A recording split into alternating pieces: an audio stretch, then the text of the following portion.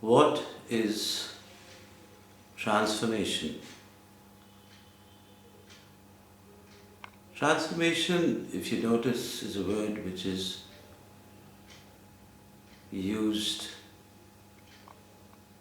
very, very loosely almost everywhere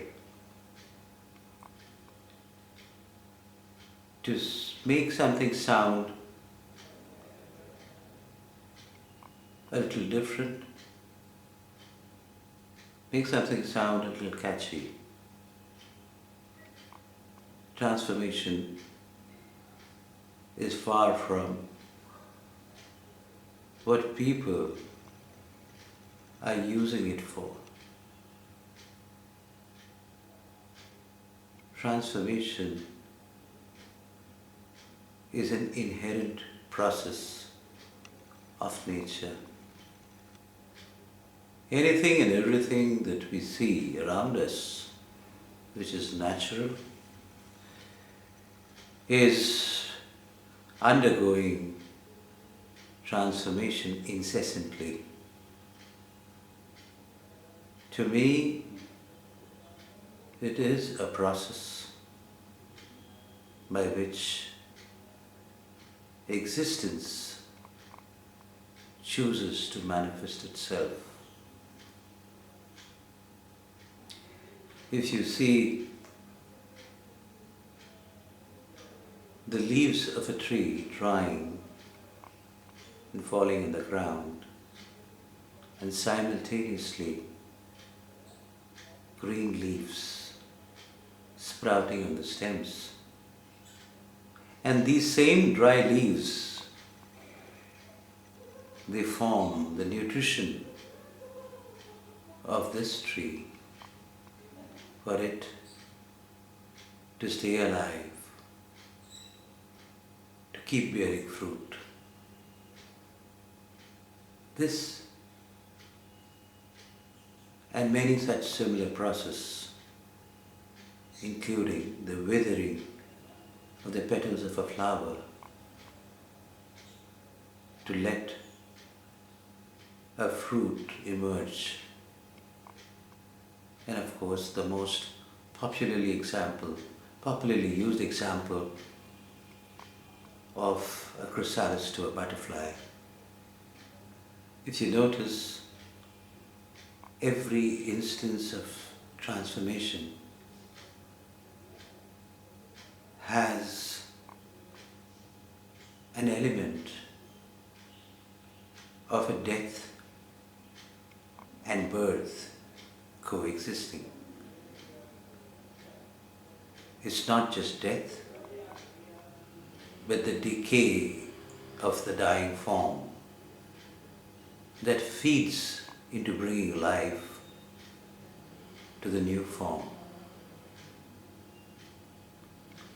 Transformation in human lives is very, very similar. The only challenge is, in nature, transformation happens all by itself, as the existence itself, which is sleeping in the nature, takes care of transformation. Amongst us as human beings, there are difficulties, there are challenges. Difficulties and challenges because we are intelligent, because we know how to resist,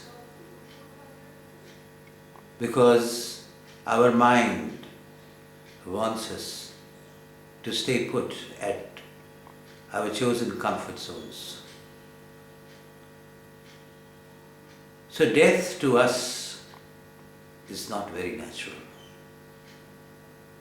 Death of our ego, death of our transient personas is not very natural according to us. We resist, we rebel, we deny, we defy. And this is where comes the significance of pain. when you resist transformation, what you experience is pain. When you deny or avoid it, what you experience is suffering. Now here again, connotatively, we have looked at pain and suffering as something which is negative, something which needs to be brushed aside, needs to be repressed or suppressed, and a great compulsion to be happy. No, this is where we are missing out on the point. The moment you go to look for a fix, to look for a painkiller, to look for somebody who can give you a quick recipe for happiness, you have lost it. Trust me, the best accompanist for a human being in his process of transformation is his pain and his suffering. If he can hold on to it, if he can have the tolerance and patience to go through it completely, the magic happens. It's about being able to bear the cross and allowing the only will to help you resurrect. Yes, every pain, once attended to, leads you to that point inside of you which is blocking you from allowing transformation to take over and bring you to a more powerful, more potentiated form of existence. Imagine we are on a wheel, the wheel of time and space, which is going round incessantly. And as you are moving on the wheel, you are resisting your movement from point A to point B. Because the movement is incremental, you're not able to see that it is cyclical. Your perceptions make you believe that there is a sunset and a sunrise, where in reality the sun neither sets nor rises. Now imagine if on this wheel of time, and time, by the way, in Sanskrit is also called Kal, and Kal is synonymous with death. How beautiful. So on this wheel of time, imagine you move without any reluctance or resistance. What happens? As time moves, you move with the flow of time. It takes you from one space to the other. The first thing that happens is your temporal and spatial perception drops. You begin to realize the perception as a perception. You begin to dissociate yourself from the perception.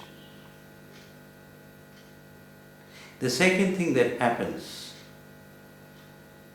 is, in course of the circular movement, you start developing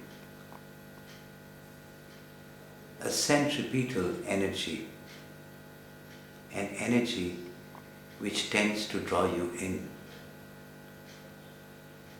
With every cycle of movement, you make a gradual shift across the radial towards the center of the wheel.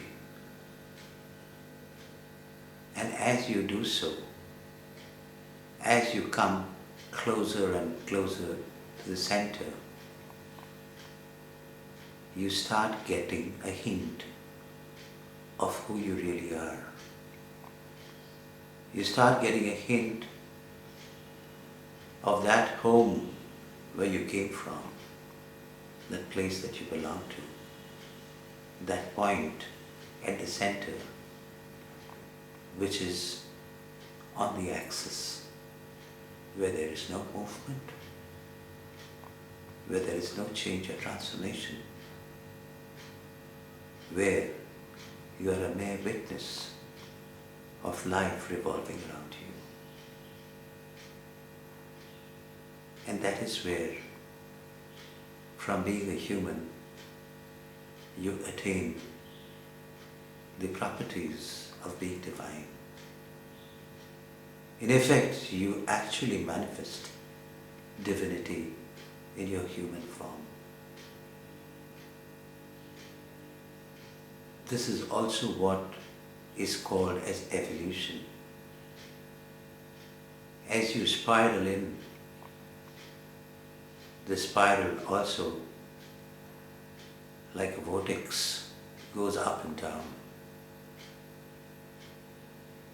And over a period of time, looking back, you will realize that you have moved beyond the normal definition, the ordinary definition of being human. You have attained a level which is still human, yet a level which is that of an evolved human being. So that's the process of transformation, is an essential process for human beings to evolve. Important for us to agree, realize and accept that the entire process starts with an awakening of the fact that transformation is inevitable. No matter how much you resist, no matter how much you procrastinate, it is meant to happen, either by choice and design, or the system makes it happen, sometimes in not so kind ways. Thank you.